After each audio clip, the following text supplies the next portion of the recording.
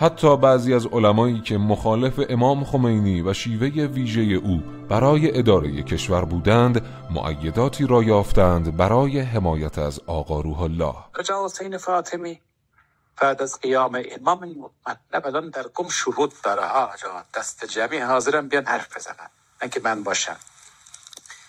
ایشان در بعد از قیام امام یک کتاب می نویسه در رد کار امام، نه خود امام، در رد کارهای انقلابی امام. چه این کارها چیه اینا در زمان غیبت؟ شاید اینطور مثلا ما چنان کنیم فلان کنیم، این کارها چیه؟ کشته دادن و دنیا رو به هم ریختن و هر روز میرفتن آنجا میتونید رو مینویسه. الان هستن اونها که دستگذیر دیدن، بلده میشناسمشون.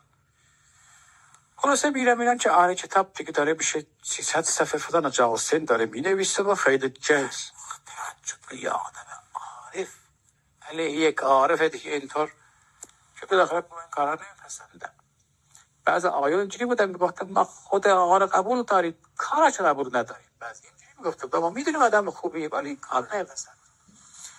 خلاصه یه روز میگه ما رفتیم اون یک شرنان در قید حیاته، یکی از این آقایان که داستان شاید در جریان بوده، یکیش به نام آقای سنجیده در قومه، آدم پاکیزه اهل بازاره.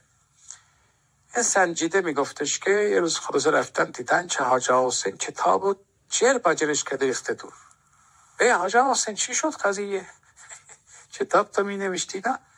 گفت بله من چی نوشتم شاید مثلا به 300 صفحه یا بیشتر رسیده بود.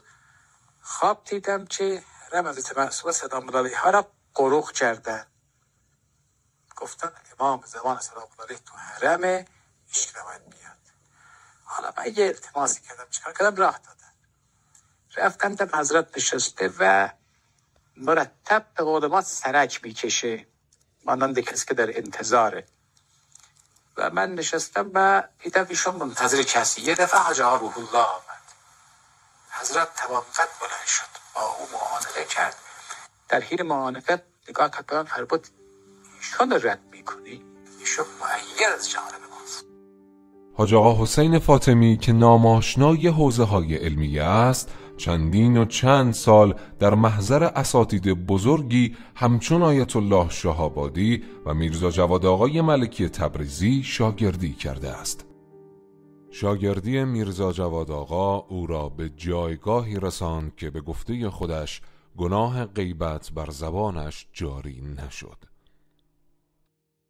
راهی که آیت الله فاطمی بعد از این رویای صادقه طی نمود نشانه است برای تمام مردم ما.